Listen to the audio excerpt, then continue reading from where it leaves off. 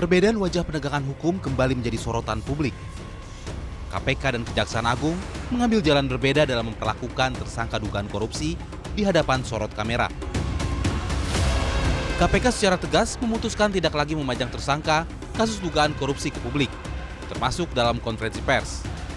Langkah ini disebut sebagai penyesuaian terhadap semangat KUHP baru yang lebih menekankan perlindungan hak asasi, asas praduga tak bersalah, serta pencegahan penghakiman di ruang publik. Dan kita juga sudah mengadopsi KUHP yang baru, gitu ya. Bahwa KUHP yang baru itu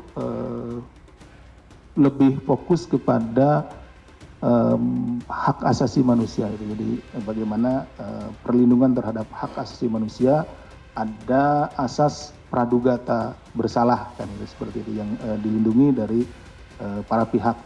Jadi tentunya juga itu kami sudah ikuti. Dalam KUHP baru, posisi tersangka dipertegas sebagai subjek hukum yang hak-haknya wajib dijaga sejak tahap penyidikan. Negara tidak lagi dibenarkan membentuk persepsi bersalah lebih dulu sebelum proses peradilan berjalan tuntas. Sikap KPK sudah dilaksanakan saat penetapan 5 tersangka terkait kasus dugaan suap pengadaan pemeriksaan pajak di lingkungan KPP Madya Jakarta Utara periode 2021-2026.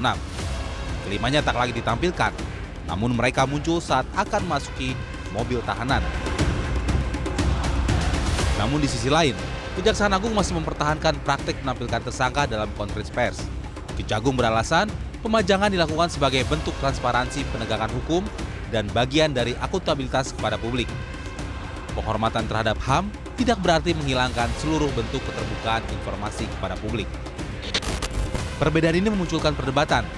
Apakah pemajangan tersangka masih relevan di tengah KUHP baru atau justru bertentangan dengan semangat reformasi hukum acara pidana? Ketegasan hukum di era KUHP baru tidak lagi diukur dari rompi tahanan dan sorot kamera. Jelajahi cara baru mendapatkan informasi. Download Metro TV Extend sekarang.